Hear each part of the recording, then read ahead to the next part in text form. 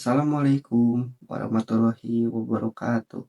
Perkenalkan, nama saya Muhammad Zaki Miftahur Rahmat dengan NIM 231423008. Di video kali ini membahas tentang kesenian yang ada di Pura Wirasatya Dharma yang tepatnya berada di daerah Bandung. Nah, tanpa berlama-lama kita lanjut ke video pembahasannya. Dapat diketahui oleh kita bahwa ketujuh unsur kebudayaan menurut antropolog Kunchara Ningrat meliputi yang pertama yaitu bahasa, lalu sistem pengetahuan, organisasi sosial, sistem peralatan hidup dan teknologi, sistem mata pencaharian hidup, sistem religi, dan yang terakhir yaitu kesenian. Kesenian merupakan bentuk ekspresi dari keindahan, kreativitas, dan imajinasi manusia, seperti seni musik, seni tari, seni rupa, hingga sastra, yang seringkali memiliki makna simbolis. Nah, kesenian apa saja sih yang ada di pura ini? Nama saya, nama lengkap ya, Ana Agung Komang Putra Ambara. Status posisi saya Ketua Pengurus Pura Wirasatya Dharma. Kapan pura ini tuh mulai berdiri gitu, dibangunnya? Kapan gitu? Pura ini mulai dibangun tuh tahun 1992. Kemudian tahun 95-nya diresmikan. Namanya Ngentaglinggih ya. Jadi diresmikan. Jadi dia menjadi hari ulang tahun pura. Tanggal waktu itu tanggal 10 Juni 1995. Tetapi kalau di hitungan Saka tanggal ini tidak selalu sama. Nah, makanya dia disebutnya ulang tahun puja. Yang ulang tahun ini di Hindu disebutnya Puja Wali atau Odalan. Kalau Odalan itu kan bahasa Jawa atau Sunda Wedal. Wedal ya. Wedal itu lahir kan. Pak. Nah itu makanya Odalan itu hari lahirnya pun. Itu jatuhnya pada setiap hari raya Kuningan. Hari raya Kuningan itu berarti jatuhnya nanti 10 hari setelah Galungan. Galungan itu 3 hari dari sekarang. Galungan itu termasuk hari besar. Kalau di Muslim mungkin itu Idul Fitri ya. Iya Pak.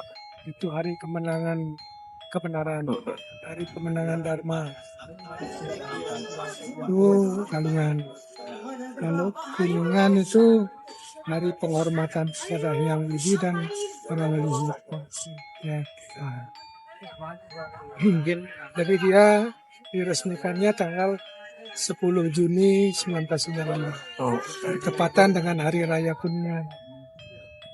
Mungkin Pak, bagaimana bisa berdirinya pura ini, atau apakah awalnya hanya digunakan untuk sebagai sarana ibadah saja, atau mungkin yang kedua ada tempat bermacam-macam kegiatan kayak latihan kesenian apapun itu? Pura ini berawal dari begini sejarahnya. Di batalion ini dulu cukup banyak pemeluk Hindu yang dari Bali. Pernah sampai 60 kakak ya.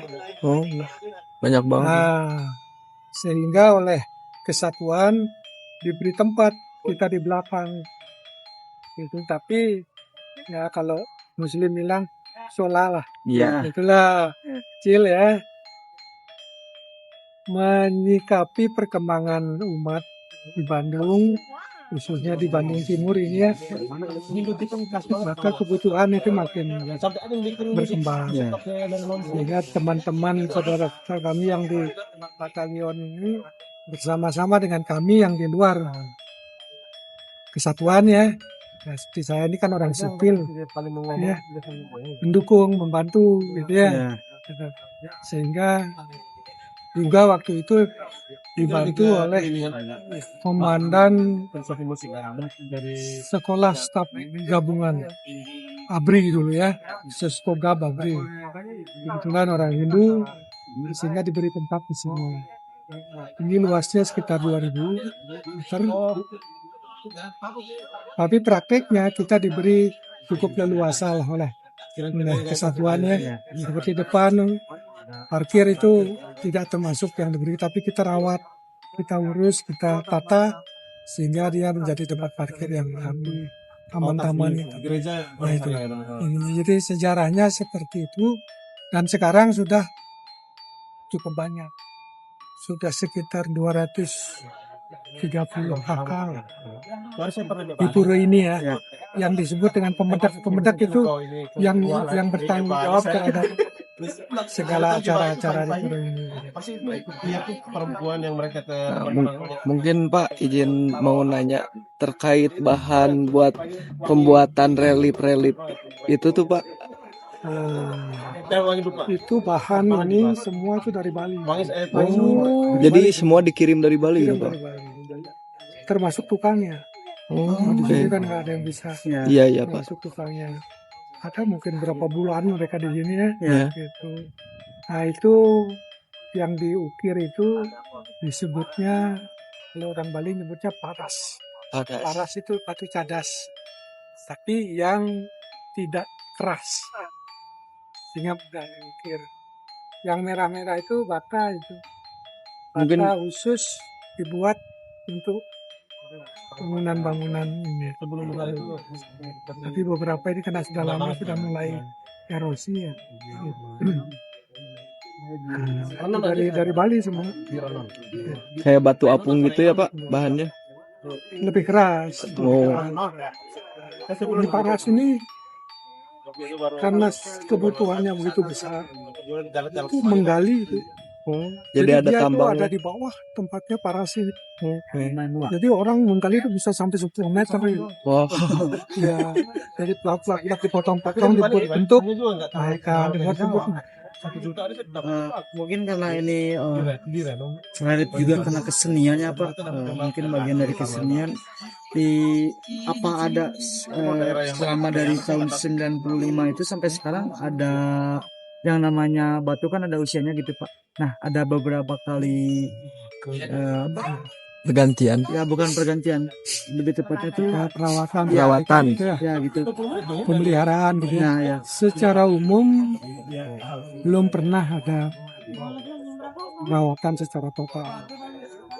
Tapi sedikit-sedikit sudah, kadang-kadang ada yang patah.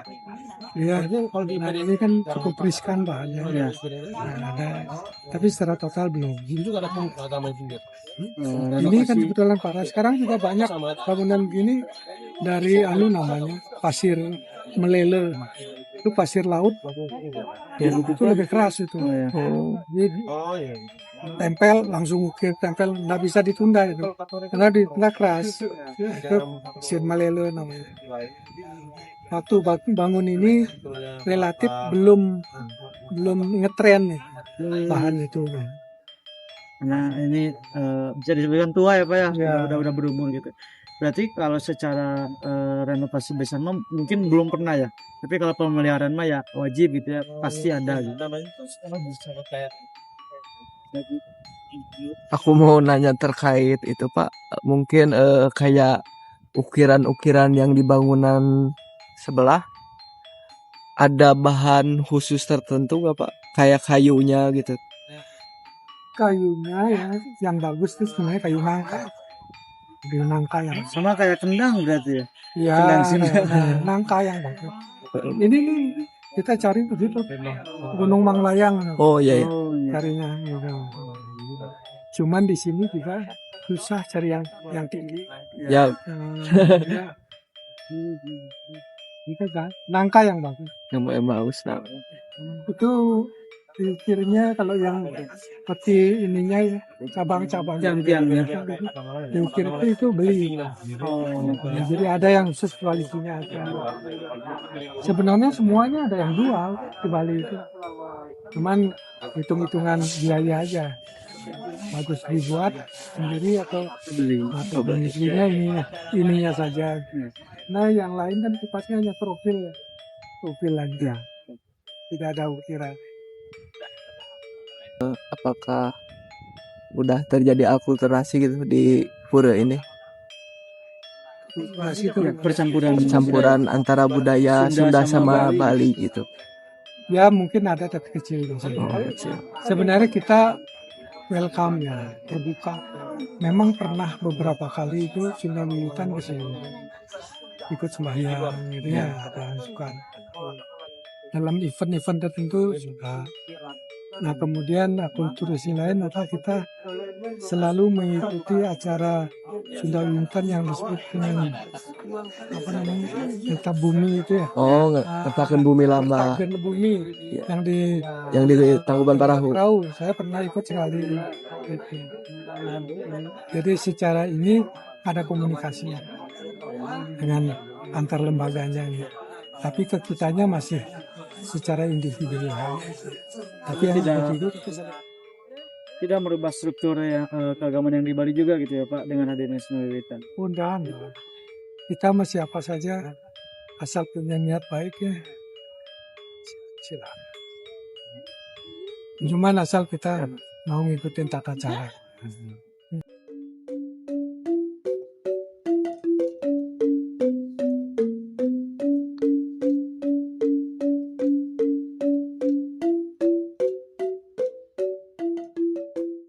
Kesenian yang ada di pura ini teh apa saja gitu Pak?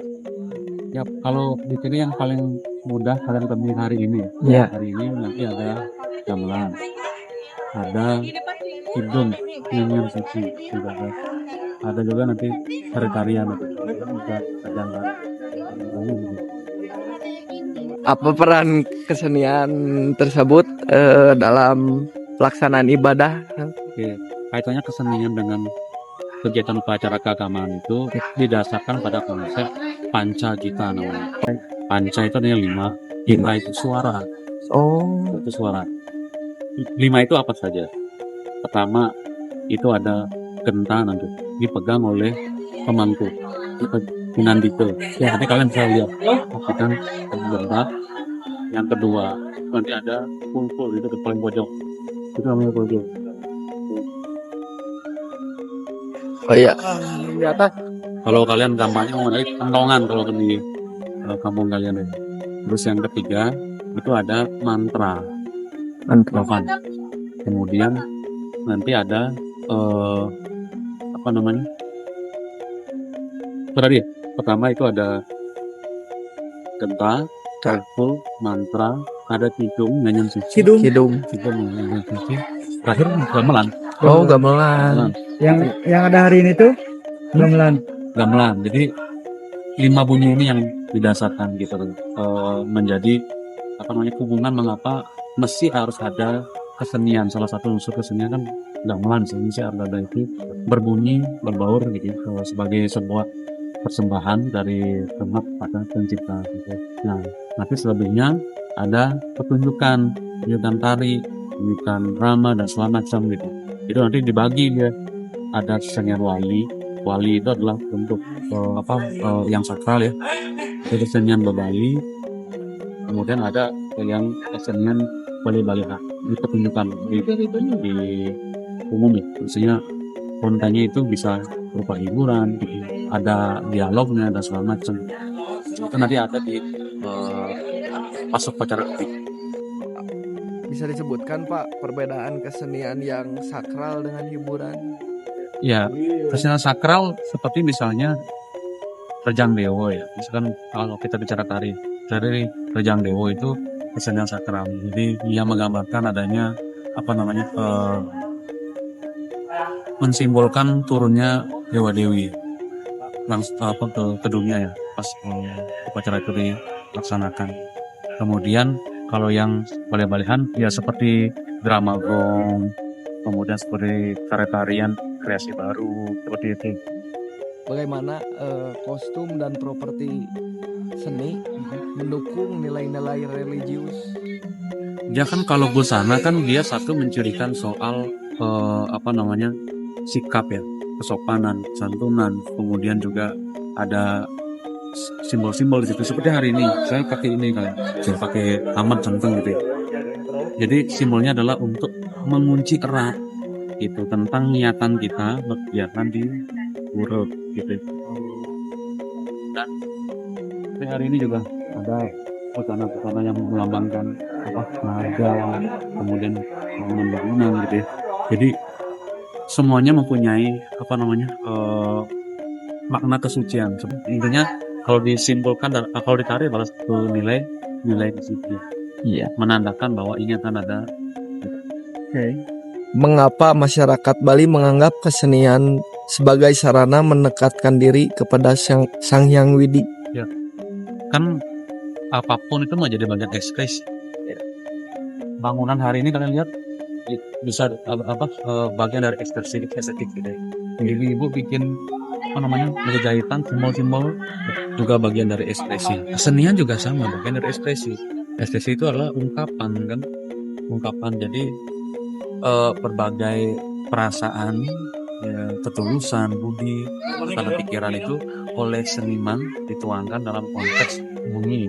Misalkan kalau di gamelan konteksnya gerak, misalkan di konteks tari atau sastra teman-teman di hidung. Jadi bagian dari cara mengungkapkan atau kendaraan untuk mendekatkan diri dengan Tuhan, karena di dalam ajaran agama Hindu kan dikenal dengan yang namanya Trihita Karana. Nanti kalian cari tuh Trihita Karana apa artinya. Dia tentang komunikasi ke atas, ke samping, ke bawah. Ke atas itu dengan Tuhan, ke samping itu dengan sesama manusia.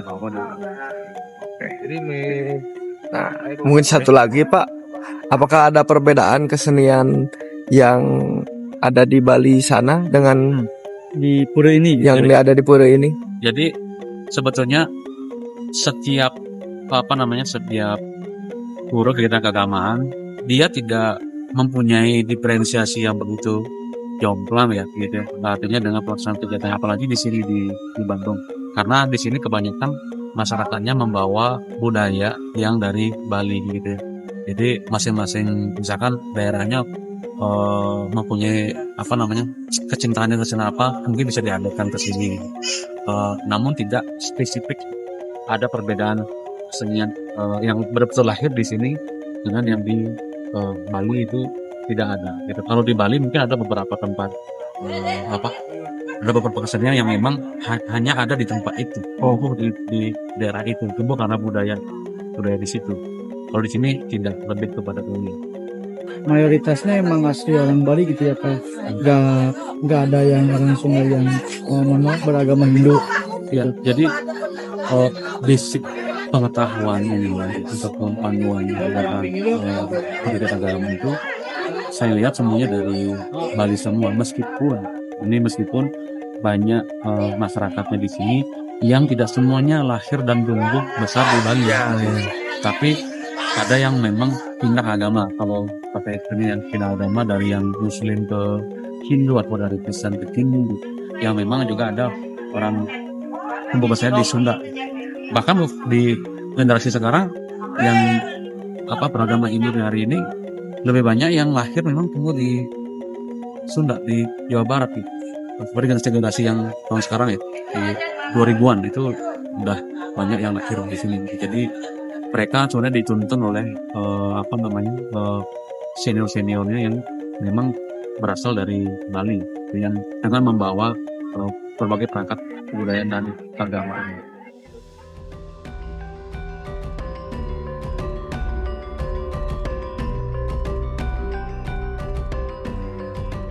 Om Swastiastu, saya Letnan Kolonel Pop Adjudan Jenderal Purnawirawan Inyamanesawan SAG, tulen di Pura sebagai Pinandika di Pura Wiro Sakodarmo ini. Pertanyaan pertama mungkin Pak yang sangat umum gitu Pak. Di Bali pembuatan ini tuh dari tadi yang saya sama teman saya udah ngobrol sama Pak Agung bahwa ini tuh emang betul dari Bali gitu ya Pak, semua bahan-bahan gitu yang ada di Baik, proses pembangunan pura ini bahan-bahannya kan tidak ada di Bandung nih. Cadas, batu merah, bata merah, sehingga didatangkan dari Bali. Termasuk tukang pengerjaannya pun dari karena yang tahu persis tentang pembuatan arsitektur pura itu adalah orang Bali. Iya. Nah, luar Bali dia belum bisa dia membuat seperti ini. Tuh, jadi semua bahan datang dari Bali. Kecuali kayu-kayu yang tidak diukir gitu, tidak dipola itu bisa dapat di Mungkin Pak, kalau pertanyaan secara rinci mungkin terlalu detail dan lama mungkin ya. Iya. Perbedaan yang ini tuh apa namanya, candi ya Pak? Ini namanya Padmasana. Oh, kalau yang kecil Ini namanya Yang kecil? Anura. Oh. Ini istana itu Sang Yang Widi Wasa, Tuan Yang Masa. Oh, Di sana sebagai penjaganya. Jadi manifestasinya. Jadi di sini perlu kalau orang-orang yang masuk berniat tidak baik akan ketahuan gitu. Oke. iya. Kalau yang sebelah sana Pak, yang ada itu maaf aku Itu Candi tunjuk. Kurung. Candi Kurung itu dari begitu masuk ke sana ada Candi Bentar ya. Ya. Candi Bentar itu candi yang berpisah. Maknanya secara filosofis adalah setiap yang masuk ke pura ini harus memisahkan pikiran yang tidak baik, pikiran, perkataan, perbuatan yang tidak baik, jangan sampai dibawa masuk pura. Walaupun sampai di Madya Mandala namanya itu. Nah, lebih fokus lagi masuk ke utama Mandala ini sudah fokus suci itu hanya untuk memuja Tuhan. Tidak boleh ngomongin orang lain segala macam, bicarakan yang tidak baik. Nah, sudah namanya dikurung di sini, kurung. Fokus untuk kesucian. Sehingga sampai di sini kita berharap orang yang masuk ke pura ini sudah suci semua, pikirannya, perkataannya, perbuatannya suci semua. Dalam Hindu namanya Trikaya Parisuddha. 3 tingkah laku yang harus disucikan. Pertama, kayika, berbuat yang baik. Yang kedua, wacika, berkata yang baik yang benar. Yang ketiga adalah manacika, berpikir yang baik dan benar. Sehingga orang yang masuk sini sudah tiga-tiganya sudah baik yang dan benar. Nah, mungkin Pak izin nanya terkait pintu yang di gerbang ini, kapan dibukanya? Pintu ini dibuka kalau ada kegiatan upacara besar. Nanti di saat Kuningan. Oh, di saat Kuningan. Kuningan Rebo ini Galungan kan? Rebo ini tanggal 17 ya. 17 tambah 10 tanggal 27. 27 bagian ritual segala macam prosesi kegiatan keagamaan di Rekening itu dibuka. Oh, itu tuh diajarnya sebulan sekali Pak. Atau setahun sekali? 210 hari sekali. Oh, 6 bulan. 6 bulan kalender Hindu 35 kali 6. Oh. 210. Ya. Karena perhitungan bulan di Hindu itu 35. Ya. 35 hari. Tapi Pak, bicara lagi makna gitu ya. Mungkin salah satu simbol kesenian Bali juga kan kayak kain-kain, kayak kalau dari sini tuh umbul-umbul gitu ya, kayak payung.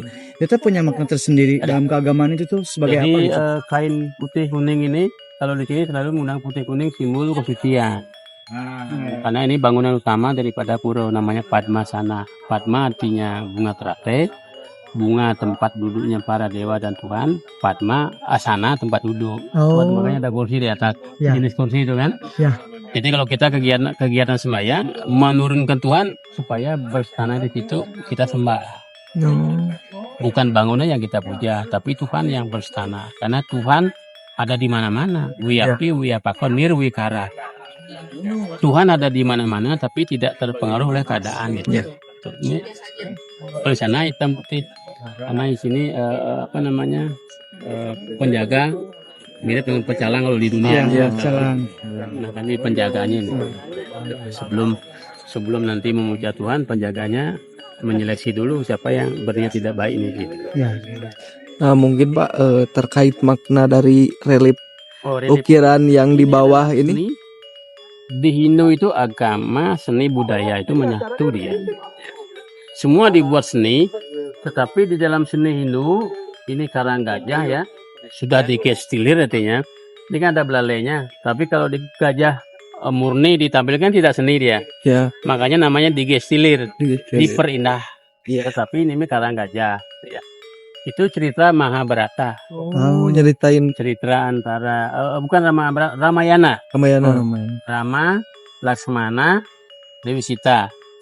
Itu simbol kebaikan. Rawana dan rentengannya simbol kejahatan. Jadi relief ini melambangkan bahwa selalu kebaikan menang melawan kejahatan. Kalau orang melihat, oh kita harus berbuat baik agar menang. Menang dalam arti apa? Menang dalam kehidupan, menang dalam kedamaian, menang dalam kesejahteraan.